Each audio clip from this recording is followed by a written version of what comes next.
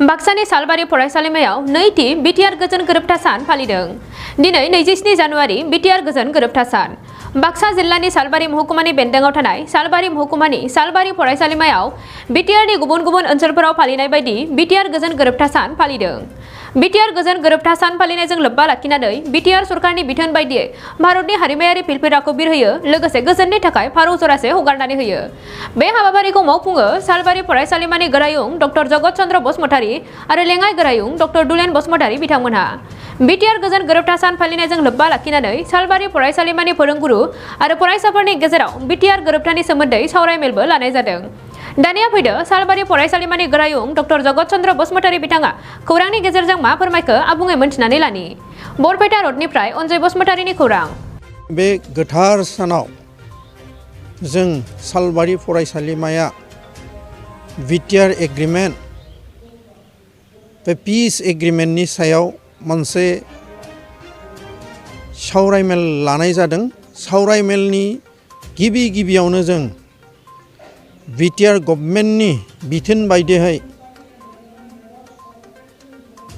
Indian national flag बोनो होनाय आरो गोजोननि थाखाय फारौ जरासे हगारनाय बेखिनि खामानिखौ जों गिबियावनो मावफुंलांबाय आरो आथिखालाव जोंहा सावरायमेला जागासिनो दं। जोंनि फोरोंगुरु बिथांमोन आरो फरायसाखौ लानानै बिटिआर एग्रिमेन्ट बे पिस एग्रिमेन्टआ जोंनो मा बिथिङाव मोजां खाबु होफैनो हादों बेनि सायाव जों सावरायगासिनो दं आरो सावरायनो लादों। जोंहा बिटिआर एग्रिमेन्ट जानाय लोगो लोगोनो गासैबो उग्रपन्थी एक्सट्रिमिस्टफोरा मेइन स्ट्रिमाव फैनो हानानै जोंनि बिटिआर एरियायाव जोबोद गोजोन आरो सान्थि फैनो हादों आरो बेनि थाखाय जोंहा दावगानायनि एबा जौगाखां खामानिफ्राव गोबां रोखोमै मोजां खामानिफोर बिथांखि लानानै मावफुंबाय थानो हानायखौ जों नुनो मोनदों। एग्जाम्पल बायदियै बिटिआर एग्रिमेन्टनि बे थांखिखानाय खामानि बायदियै जोंहा रिसेन्टलि तामुलपुरा डिस्ट्रिक्ट महरै जानानै थांबाय आरो मैया 26 फेब्रुवारियाव फर्मेलि जोंहा मानाव गेदेर आसामनि मन्त्रि इउजि ब्रह्म सार बिथाङा मैया 26 जानुवारिनि बे फ्लेगखौ बोनानै जोंखौ तामुलपुरखौ गंसेबाव आरो डिस्ट्रिक्ट दाफुंबावनायनि थाखाय जों बिटिआर बासिया जोबोद गोजोननाय मोनदों। बेजों लोगोसेनो जोंहा आथिखालनि बिटिआरनि चिफ बिथां प्रमद बर' गेदेमाया जाबायदियै खामानि आखायाव लादों बेफोरखौ जों बाख्नायो।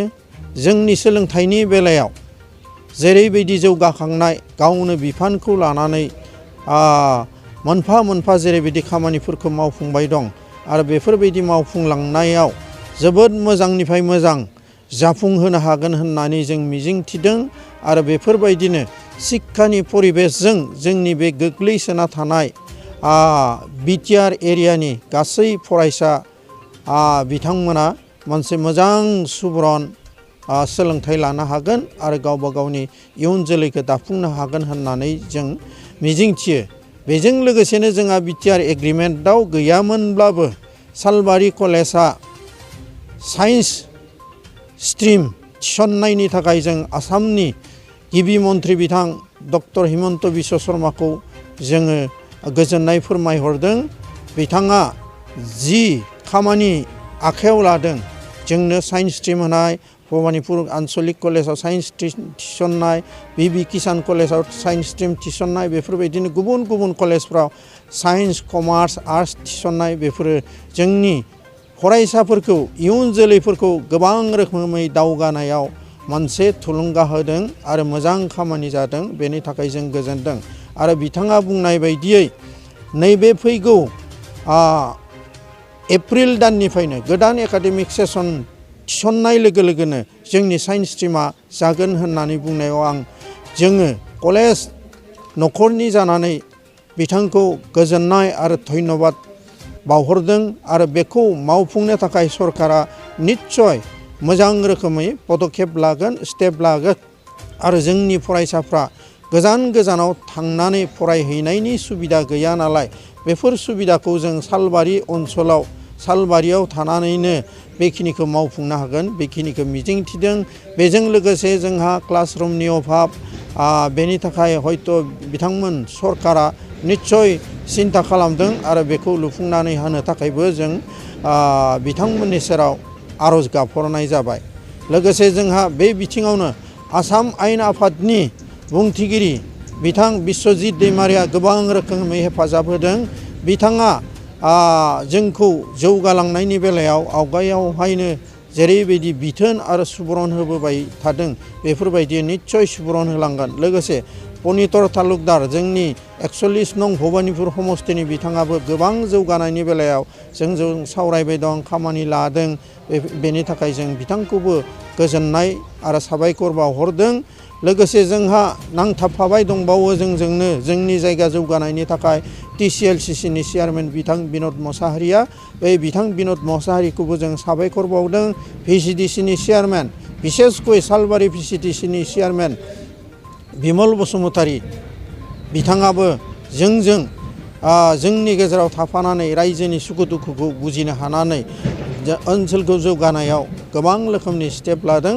बेनि थाखायबो जों बिथांमोनखौ गोजोन बरायदों आरो बिथांमोनखौ खामानियाव दावगानो थाखाय जों जेब्लाबो नांजाबफानानै थाफानानै थुलुंगा होगासिनो दङ।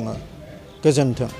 गोजोनथाव खौरां गोसो गुदुं फरायसा एबा सुबुंफोरनि थाखाय टारगेट कचिं इनस्टिट्यूटआ बेसेन गोसा सुबिदा लानानै फैदों। जायफोर बिथांमोना banking railway SSC insurance defence Assam police बायदि आनजादनि थाखाय साखाफारा जानो मोजां खाबु मोनाखै बैसोर बायदि फरायसा एबा सुबुंफोरनि थाखाय मोनसे मोजां खाबु सफैदों।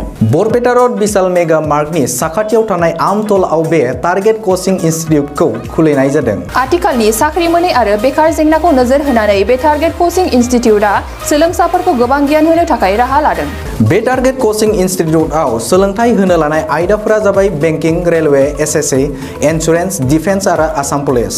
जायफोर सोलोंनो गोसो गुदुं बिथांमोना टारगेट कचिं इनस्टिट्यूटआव मुं थिसननो एबा गोबां मिथिनो थाखाय 8134097059 एबा 8638961177 जानबुं नाम्बाराव जगाजग खालामनो हागोन।